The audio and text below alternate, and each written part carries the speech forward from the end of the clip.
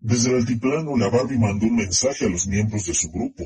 Debían hacerse del control de los territorios de la Ciudad de México y el Estado de México, en su mayor parte, bajo el mando de los Beltrán. El plan fue confirmado por la persona quien encomendó la tarea, Óscar Osvaldo García Montoya, el Compayito.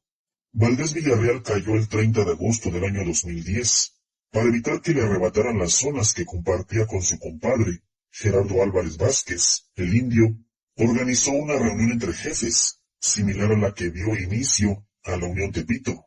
El acto se llevaría a cabo en un rancho a las afueras de San Miguel Ajusco, en la delegación Tlalpan, una localidad al sur de la Ciudad de México, que está cerca del Estado de México y Morelos, de amplias caballerizas, terreno de siembra y asentado en un área semiboscosa. El rancho reunió a varios personajes que crecieron en el mapa bajo el manto protector de los hermanos Beltrán.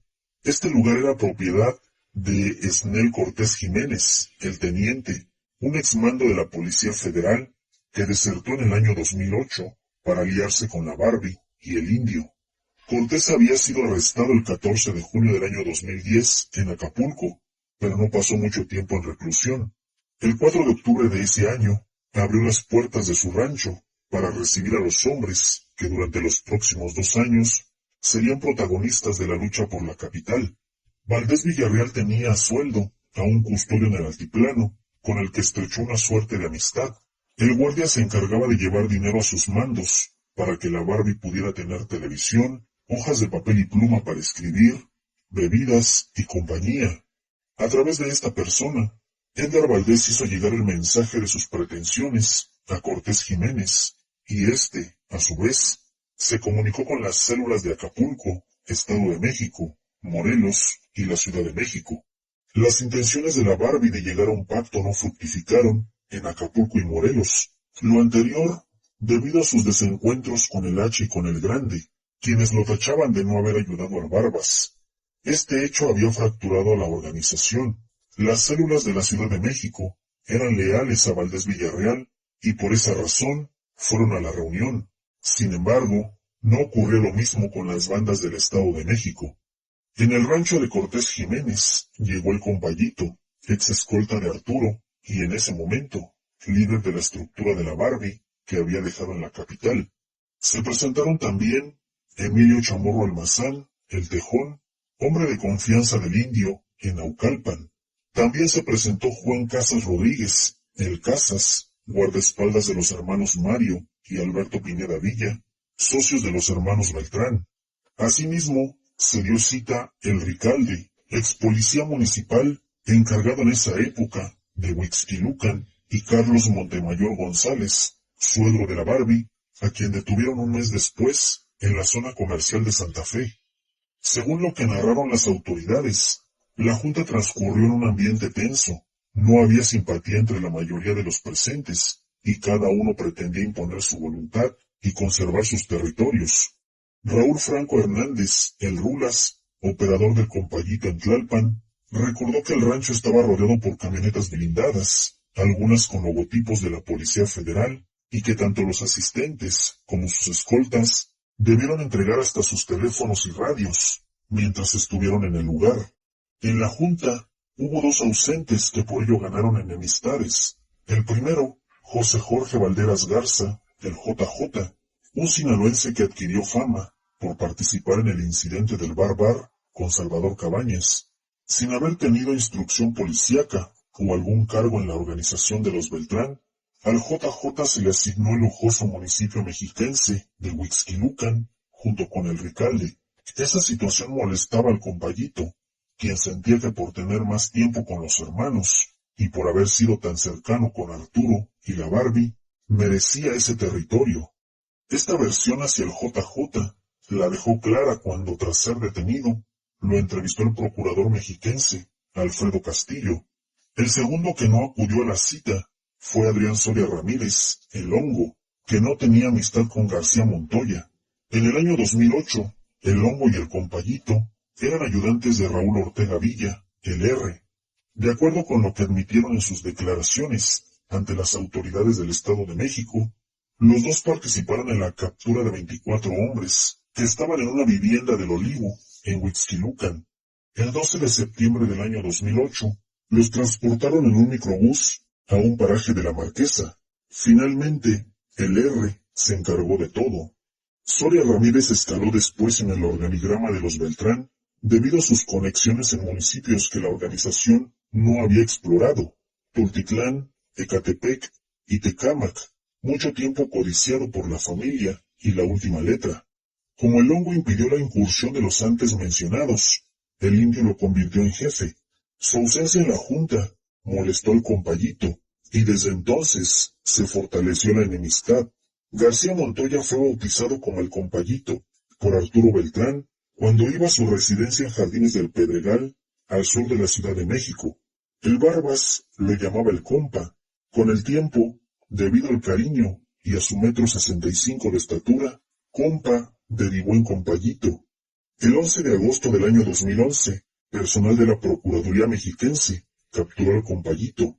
Ya detenido, fue entrevistado por el procurador Alfredo Castillo y Tomás Herón de Lucio.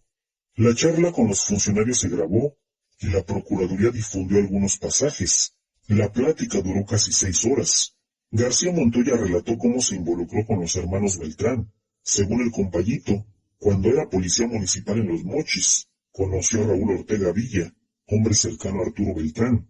Ortega Villa lo invitó a formar parte de la policía ministerial de Lázaro Cárdenas en Michoacán, con un generoso aumento de sueldo, siempre y cuando trabajara para don Arturo. García Montoya aceptó la oferta, junto con otros policías. A los pocos días, llegó a un hotel del puerto michoacano. Cuando parecía que los habían olvidado en ese lugar, Raúl les encargó su primera tarea. Esa acción, cumplida 2 días después, se compensaría con su nombramiento como policías ministeriales en la zona. Pero pronto, el compayito se dio cuenta de que los habían engañado. Los puestos como ministeriales no existían. Pasaron algunos meses, y el grupo recaló en Ixtapa, donde continuaron trabajando para Ortega Villa. Por increíble que parezca, Raúl Ortega Villa finalmente les dijo que no serían policías, sino serían parte de la estructura de los hermanos. Se les dio la oportunidad de regresar a Los Mochis. El compayito fue el único de los 7 que decidió quedarse. Eso le permitió ganarse la confianza de los allegados a la organización de los Beltrán, hasta que formó parte de las fuerzas especiales de Arturo. En la cumbre de la Jusco, la voz cantante fue la de García Montoya, quien junto con Esnel Cortés decidieron absorber a las familias dedicadas al negocio, que pretendían volverse independientes o aliarse con alguien más tras la detención de la Barbie. El pueblo de San Miguel Ajusco se ubica a las faldas del Cerro de la Jusco y es usualmente frío. Tras la reunión, el compayito respaldado por Edgar Valdés ordenó dar de baja a los Sánchez Pérez, cuyo líder era Clemente Sánchez Salinas. Esta situación sería un aviso a todos los demás grupos que no quisieran aceptar el nuevo orden. De acuerdo con lo que Raúl Franco Hernández dijo a las autoridades, apenas terminó la junta, la noche del 4 de octubre, García Montoya marcó por teléfono y solicitó que acercaran su camioneta, porque irían a un operativo.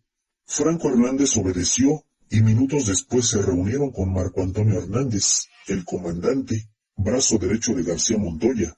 Bajaron 1 kilómetro hacia el pueblo y en un camino de terracería se encontraron con Esnel Cortés Jiménez, Emilio Chamorro Almazán y Juan Arturo Casas Rodríguez. Cortés Jiménez les dio chalecos, gorras y pasamontañas de la Policía Federal. Chamorro Almazán iba con 3 policías municipales de Naucalpan y 3 más que la PGR había mencionado como parte de la última letra. En total, eran 20 elementos. Enfilaron hacia una calle cerrada, la Herradura, casi esquina con Guadalupe Victoria. Llegaron hasta una casona protegida por muros de concreto de 15 metros, un portón blanco reforzado y una fila de coches que evitaban el paso de peatones. Ahí vivía la familia Sánchez. Durante la reunión, el compayito esparció la versión de que algunas de las familias se negaban a pagar a la organización de los Beltrán luego de enterarse de la división interna. Eran las 2 de la mañana del 5 de octubre del año 2010, cuando el grupo rodeó la casona. La familia dormía. Entre una fría neblina, Pedro Pablo Olvera Jiménez comenzó a mover la chapa del portón con un marro. El ruido alertó a los vecinos, los cuales salieron de sus casas, y al pensar que eran verdaderamente policías, quisieron hacer una revuelta. Sabían quiénes habitaban la casona, por eso se organizaron. Los Pérez despertaron con el ruido. Había 14 de ellos repartidos en las habitaciones. En uno de los cuartos del segundo nivel estaba Clemente Sánchez, de 51 años. En la reunión de la Jusco, también se decidió que el compayito tendría el control de Huixquilucan, pero a oídos de él llegó la contestación del JJ. La zona era suya y no dejaría entrar a nadie. A principios del año 2010, cuando desconoció el liderazgo de García Montoya, Valderas Garza se encontraba escondido en una casa de Interlomas, pues lo buscaban por lo ocurrido con Cabañas.